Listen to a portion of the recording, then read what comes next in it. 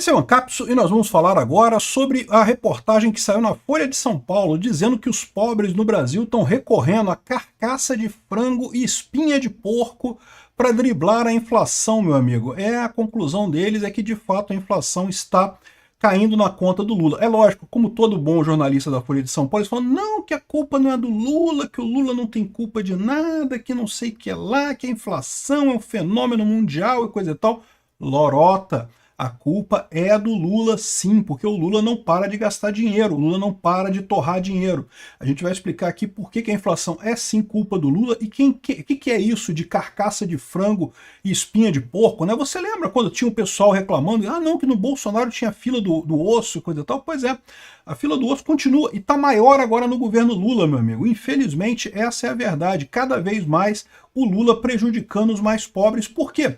Porque insiste na visão atrasada de que é o Estado que resolve o problema das pessoas. Não é, Estado só atrapalha, Estado piora a situação. Quanto mais o Lula tenta, entre aspas, ajudar os pobres, mais ele sacaneia os pobres. Essa notícia foi sugerida por Fora Lula, eleições já, o povo me elegeu e eu vou aleijar o povo e várias outras pessoas. Obrigado aí ao pessoal que sugeriu notícias lá no nosso site, no visãolibertaria.com, e obrigado a você que está assistindo o nosso vídeo. Se você gosta do nosso conteúdo, por favor, deixe o seu like, se inscreva aqui no canal, né?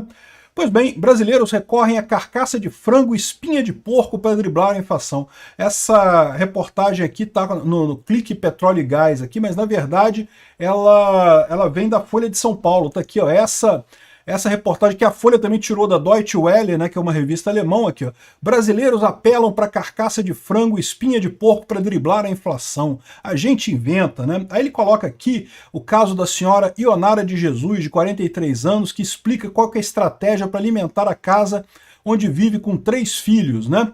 E ela explica aqui em determinado momento, tá mais aqui para baixo, que não tem jeito, né? Que o pessoal não gosta de salsicha. A alternativa para pobre é a salsicha, né? E o ovo tá caro pra caramba, que é outra coisa que costuma ser alternativa quando a carne tá muito cara. A solução foi, aqui ó, a Ionara tem outras estratégias. Uma delas é carcaça de frango, que não se vende no supermercado, mas é facilmente encontrado em granjas do bairro. Com cerca de R$30 e pesa em torno de 4 quilos. Eu nem faço ideia do que é isso. É o que sobra depois do frango, depois que você tirou as partes mais interessantes, eu não sei o que é isso. E daí a gente inventa, né? Faz uma sopa, refoga, cozinha com uma canja. Ela vai durando umas 2 semanas, às vezes até mais, né? A outra é espinha de porco, que se encontra em açougues pelo nome de suan. É uma mistura de osso, carne e gordura suína que Ionara encontra a R$10 o quilo e a gente faz a festa com isso, diz ela, né? Dá um jeito lá de comer no final das contas. Olha que coisa, né? Isso aí é o pessoal que dizia que não, a fila do osso com o Bolsonaro. Teve fila do osso com o Bolsonaro, é verdade. Na verdade, sempre teve fila do osso, tá? Sempre teve gente que faz sopa de osso no final das contas. Infelizmente, o pessoal pobre acaba recorrendo a esse tipo de coisa, né? Mas se teve muito problema com o Bolsonaro foi por conta do Fica em Casa, amigo. O Fica em Casa foi mortal para muita gente pobre, né? De qualquer forma, com o Lula agora tá muito pior, né? Aqui, eu acho muito engraçado que o pessoal fala corretamente que o problema é a inflação, né? A inflação é um problema realmente e o pobre tá vendo isso como culpa do Lula aqui. Ainda que uma inflação de alimentos caia inevitavelmente na conta de qualquer governo, o fato é que a atual administração tem pouca responsabilidade sobre o que está acontecendo, explica o economista André Braz. É lógico, né? O pessoal esquerdista vai falar que não, culpa nenhuma do Lula, quem diria? O Lula não tem culpa de nada, o Lula, tadinho do Lula, né? Não, mas o problema é que, infelizmente, sim, a culpa é a do Lula, porque o Lula insiste nessa estratégia. Ele tentou, no ano passado, de injetar dinheiro na economia a qualquer custo para tentar fazer a economia crescer rápido, como aconteceu lá em 2003, 2004, só que lá em 2003, 2004 você teve o boom das commodities, realmente você teve um crescimento rápido da economia brasileira pelo aumento da demanda a partir da China. Isso não está acontecendo agora, então agora o governo joga esse dinheiro todo no mercado e não repercute nada, não melhora em nada a vida de ninguém no final das contas, ao contrário, só está causando inflação sem melhorar a vida de ninguém no final das contas, né? E aqui, ó, tá dizendo aqui o pessoal que a inflação em alta é imune a encenações do governo. Aí fala aqui, ó, que a carestia de alimentos é fenômeno global, agravado aqui pela cotação de dólar. De novo, eles estão dizendo que a única culpa do Lula é o dólar tá alto e não sei o que lá, e isso que causou a inflação, mas agora o dólar já parou e não sei o que lá. o que é falso. O Lula, ao gastar muito dinheiro, acaba causando muita inflação. E sim, o governo Lula é um governo muito gastador, está injetando dinheiro na economia de forma maluca, de forma descontrolada, e com isso está aumentando a inflação. Sempre é isso, não tem outra alternativa. Fica esse pessoal tentando passar pano para o Lula aqui, mas não resolve. A inflação está aí e vai ficar cada vez pior. Quanto mais os brasileiros tiverem que conviver com carcaça de frango, isso aqui não é carcaça de frango não, tá, gente? Isso aqui é frango inteiro, não tem esse negócio de... Isso aqui não é carcaça, não. Eu nunca vi carcaça de frango, confesso para vocês, não sei como é que é. Mas isso aqui não é, isso aqui eu sei que não é, isso aqui é o frango inteiro. Carcaça de frango deve ser, sei lá, eu imagino, o que sobra do frango depois que você tira todas as partes que o pessoal gosta de comer, né? Que é coxa, asa, peito e não sei o que lá, e sobra aquele pedaço da carcaça, que é as partes que ninguém quer comer, e de repente é isso que ela está falando. Eu não sei como é que funciona. Enfim, no final das contas, e espinha de porco também, né? Que é a coluna do porco também, é a mesma coisa, né? Enfim, no final das contas, o problema do Lula é este. Ele é o culpado pela inflação no final das contas, né? Aqui, o Meirelles está aqui dizendo que gastar mais causa insegurança e o país cresce menos, diz o Meirelles. É brilhante, Meirelles. Agora você tem que explicar pra gente por que você recomendou votar nesse cara, porque você sabia disso. Você sabia que o Lula vivia de gastar dinheiro como se não houvesse amanhã, né? E, no entanto, lá em 2022, estava feliz da vida. Não, que temos que votar no Lula, porque o Lula vai resolver e não sei o que lá. E, no final das contas, ferrou o Brasil. Eu culpo esse pessoal da isentosfera de São Paulo pela vitória do Lula. O Lula ganhou por pouquinha coisa no final das contas. É lógico, teve interferência do TSE botando o dedão na balança lá, mas não fosse esses idiotas de São Paulo querendo, porque Bolsonaro não pode, Bolsonaro fez cara feia, não sei o que lá, o Bolsonaro tinha ganho essa eleição, tinha resolvido o problema todo, a gente tinha conseguido sair do outro lado nessa história muito melhor do que estamos hoje com o idiota do Lula, né? E o que fala o correto aqui é o William Vac. O Lula impulsiona a inflação que pretende combater, ou seja, o Lula diz que quer combater a inflação, diz que não, quem é o pilantra que está aumentando o preço dos ovos e não sei, vou achar quem é o ladrão que está aumentando o preço dos ovos. Aqui o ladrão é esse cara aqui, o pilantra é esse idiota aqui, que insiste em gastar dinheiro, todo mundo sabe que isso causa inflação, é ele que está levando a esse problema, né?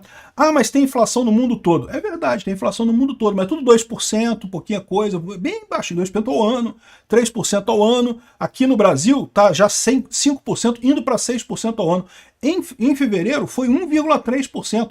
Olha só, a Argentina, que estava com hiperinflação, que o Milei pegou a economia de lá em menos de um ano, já está com 2,4% a inflação ao mês lá. Já está quase batendo na brasileira. A brasileira daqui a pouco ultrapassa a Argentina em termos de inflação mensal, hein? Olha como que a Argentina chegou a ter 25% de inflação no mês. O mês de dezembro, se não me engano, dezembro de 2023, foi 25% de inflação no mês. E aqui no Brasil a gente tem lá 0, alguma coisa agora.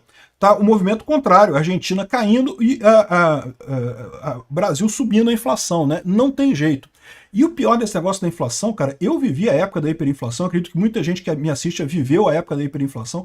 Isso é terrível, porque não é só a questão do preço subir o tempo todo. A questão é que você perde a capacidade de planejar qualquer coisa. Você não tem como planejar, porque os preços, você não sabe o que vai ser o preço amanhã, tudo muda de preço imediatamente, você não sabe mais se pode comprar, se não pode comprar, como é que você vai comprar uma casa, como é que vai comprar um carro. Fica um inferno de você fazer qualquer planejamento. E aí a economia sofre com isso, né?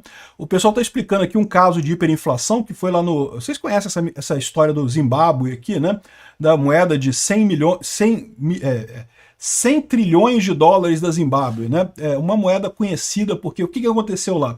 Foi exatamente isso. O governo do Zimbábue, um governo socialista, resolveu fazer uma grande reforma agrária para ajudar o pessoal do MST lá do Zimbábue e coisa e tal, fez uma grande reforma agrária. O que aconteceu? A produção de alimentos no país despencou. O grande trunfo do Zimbábue era sempre a exportação de alimentos. Ele vendia muitos alimentos e coisa e tal para o exterior. É uma área muito fértil ali na África, só que com o pessoal do MST, é lógico, a produção foi a quase zero, né? É o que eu falo para vocês, essa ideia de que, não, vamos fazer o cara, o sitiante, o pequeno sítio produzir. Não, o pequeno sítio pode produzir algumas coisas, é verdade, mas A grande máquina de produção agropecuária do Brasil tem que ser a grande propriedade. É assim que funciona no mundo inteiro. Você tem economia de escala, você consegue produzir muito em grandes propriedades, né? Mas enfim, o pessoal lá no Zimbábue fez essa MST da vida, fez a reforma agrária da vida, não tinha mais dinheiro da exportação, o que começaram a fazer? Começaram a imprimir dinheiro para pagar os funcionários. É mais ou menos o que o Lula está fazendo aqui no Brasil, está quebrando o agro, quebrando as indústrias brasileiras, botando impedimentos à exportação para dificultar a exportação de alimentos, ao mesmo tempo que não tem dinheiro para pagar as coisas, começa a inventar um monte de moda que tira dinheiro não sabe de onde, né? Com isso, a inflação vai só subindo. Em algum momento, arrisca esse negócio desandar completamente. A inflação é assim. Ela começa pequenininha, subir um pouco. Daqui a pouco, meu amigo, faz uma exponencial e fudeu completamente, né? Aqui, ó. Mas tem esperança, olha só. A confiança no governo e na mídia no Brasil caiu, mas está subindo na Argentina. Por quê? Exatamente o reflexo de ver um governo tomando medidas concretas. Qual que é a única medida que um governo pode tomar hoje para realmente melhorar a economia?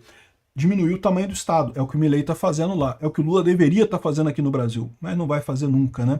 E aí vamos ficar nessa história do Lula ficar inventando essa coisa. Ai, quem é o culpado? Quem é que é o culpado pela inflação? Quem é que está aumentando o preço dos ovos da galinha, não sei o que lá? É você, Lula. É por sua causa, Lula, que o pessoal está comendo carcaça de frango e espinha de porco. É isso. É por você mesmo.